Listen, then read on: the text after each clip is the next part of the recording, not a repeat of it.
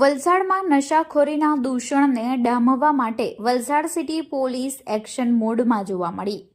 વલસાડ શહેરમાં કાયદો અને વ્યવસ્થા જાળવવા પોલીસે અચાનક સર્ચ ઓપરેશન હાથ ધર્યું છે, જેમાં પાનના ગલ્લાથી લઈ ઓનલાઈન ડિલિવરીના ગોડાઉનો સુધી સઘન ચેકિંગ કરવામાં આવ્યું હતું।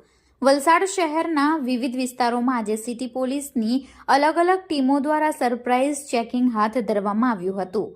યુવાધનને નશાના રવાડે ચડતું અટકાવવા માટે પોલીસે લાલ આંખ કરી છે। શહેરના વિવિધ પાનના ગલ્લાઓ પર પોલીસ ત્રાટકી હતી અને ઝીણવટભરી તપાસ હાથ ધરી હતી।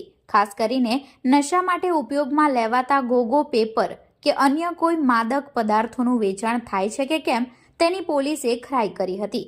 માત્ર પાનના ગલ્લા જ નહીં, પરંતુ બદલાતા સમય સાથે નશાની હેરાફેરીના રસ્તા પણ બદલાય છે, જેને ધ્યાનમાં રાખીને શહેર પોલીસે ઓનલાઈન ડિલિવરી કરતી એપ્સના વલસાડ સ્થિત ગોડાઉનો ઉપર ચેકિંગ હાથ ધર્યું હતું।